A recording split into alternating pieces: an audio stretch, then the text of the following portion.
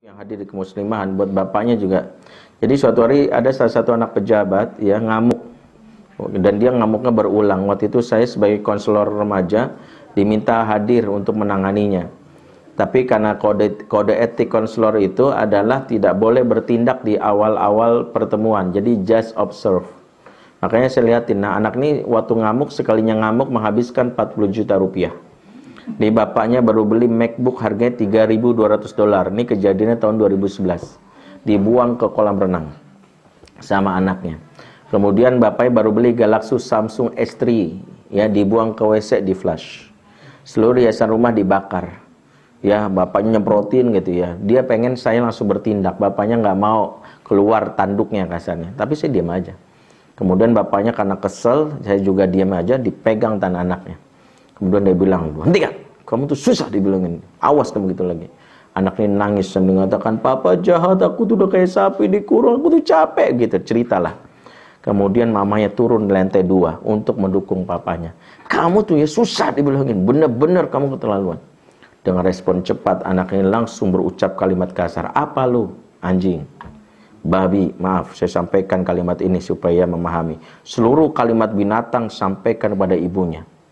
Yang menarik adalah begini, dia marah sama papanya tapi masih sopan. Papa sih gitu ya, aku, menyebut diri aku.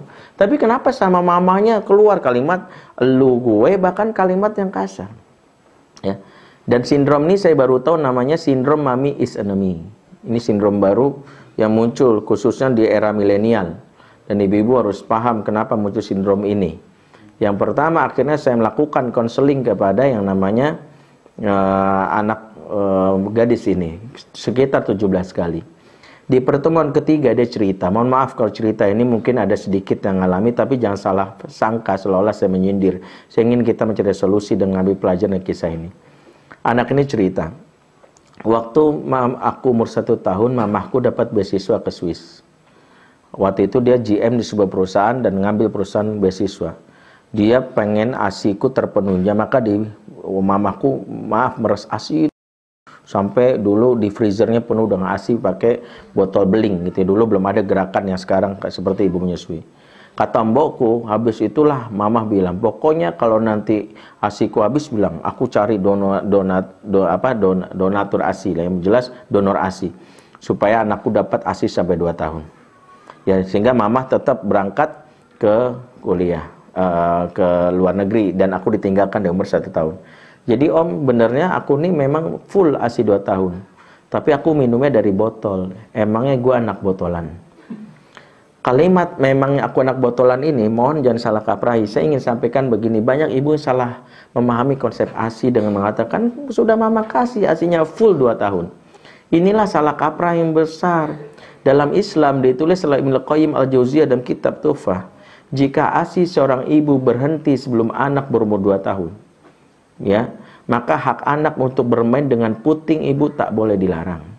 Apa maksudnya? Jika ibu terpaksa harus kuliah, harus kerja, ibu harus meninggalkan anak, maka penuhilah kebutuhan yang paling vital dibandingkan kebutuhan gizi, yaitu kebutuhan asupan jiwa.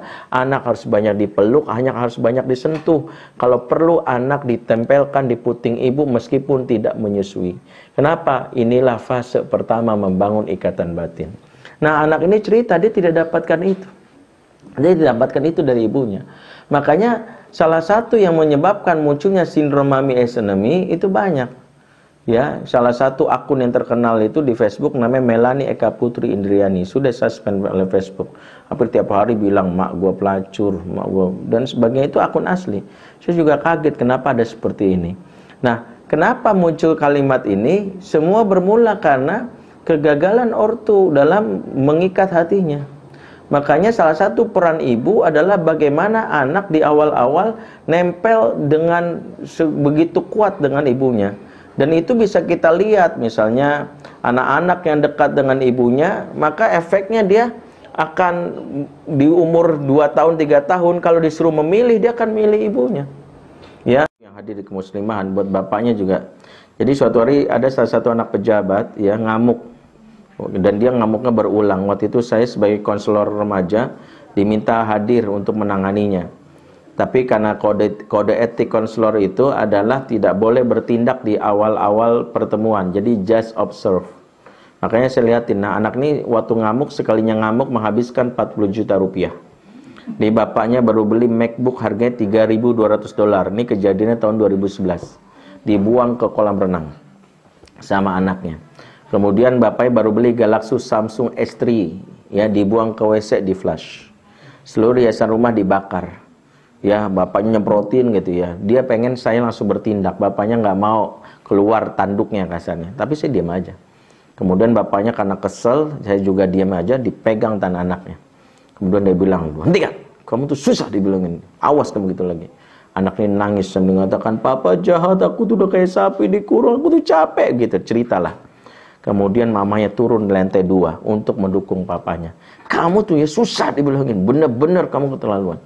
Dengan respon cepat, anak ini langsung berucap kalimat kasar. Apa lu? Anjing. Babi. Maaf, saya sampaikan kalimat ini supaya memahami. Seluruh kalimat binatang sampaikan kepada ibunya. Yang menarik adalah begini. Dia marah sama papanya tapi masih sopan. Papa sih gitu ya. Aku, menyebut diri aku. Tapi kenapa sama mamanya keluar kalimat lu gue, bahkan kalimat yang kasar. Ya. Dan sindrom ini saya baru tahu namanya sindrom mommy is enemy. Ini sindrom baru yang muncul khususnya di era milenial. Dan ibu-ibu harus paham kenapa muncul sindrom ini. Yang pertama, akhirnya saya melakukan konseling kepada yang namanya anak gadis ini. Sekitar 17 kali. Di pertemuan ketiga dia cerita. Mohon maaf kalau cerita ini mungkin ada sedikit yang ngalami. Tapi jangan salah sangka seolah-olah saya menyindir. Saya ingin kita mencari solusi dan mengambil pelajaran dari kisah ini. Anak ini cerita. Waktu aku umur 1 tahun, mamahku dapat beasiswa ke Swiss. Waktu itu dia GM di sebuah perusahaan dan ngambil perusahaan beasiswa. Dia pengen ASIku terpenuhnya, maka mamahku meres ASI sampai dulu di freezernya penuh dengan ASI pakai botol beling gitu. Dulu belum ada gerakan yang sekarang seperti ibu menyusui. Kata mbokku, habis itulah mamah bilang, pokoknya kalau nanti ASIku habis, bilang, aku cari donatur ASI, yang jelas donor ASI, supaya anakku dapat ASI sampai 2 tahun. Ya, sehingga mamah tetap berangkat ke kuliah, ke luar negeri, dan aku ditinggalkan di umur 1 tahun. Jadi om, benernya aku nih memang full ASI 2 tahun, tapi aku minumnya dari botol. Emangnya gue anak botolan? Kalimat memang aku anak botolan ini, mohon jangan salah kaprahi. Saya ingin sampaikan begini, banyak ibu salah memahami konsep ASI dengan mengatakan, sudah mama kasih ASInya full 2 tahun. Inilah salah kaprah yang besar. Dalam Islam ditulis oleh Ibnu Qayyim al-Jauziyah dalam kitab Tuhfah, jika ASI seorang ibu berhenti sebelum anak berumur 2 tahun, ya, maka hak anak untuk bermain dengan puting ibu tak boleh dilarang. Apa maksudnya? Jika ibu terpaksa harus kuliah, harus kerja, ibu harus meninggalkan anak, maka penuhilah kebutuhan yang paling vital dibandingkan kebutuhan gizi, yaitu kebutuhan asupan jiwa. Anak harus banyak dipeluk, anak harus banyak disentuh. Kalau perlu anak ditempelkan di puting ibu meskipun tidak menyusui. Kenapa? Inilah fase pertama membangun ikatan batin. Nah, anak ini cerita dia tidak dapatkan itu. Dia tidak dapatkan itu dari ibunya. Makanya salah satu yang menyebabkan munculnya sindrom mommy is enemy itu banyak. Ya, salah satu akun yang terkenal itu di Facebook namanya Melanie Eka Putri Indriani, sudah suspend oleh Facebook. Hampir tiap hari bilang mak gua pelacur, mak gua, dan sebagainya. Itu akun asli. Saya juga kaget kenapa ada seperti ini.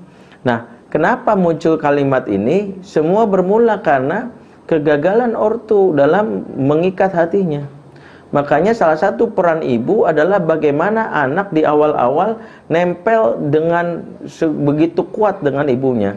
Dan itu bisa kita lihat, misalnya anak-anak yang dekat dengan ibunya, maka efeknya dia akan di umur 2 tahun, 3 tahun, kalau disuruh memilih, dia akan milih ibunya. Ya.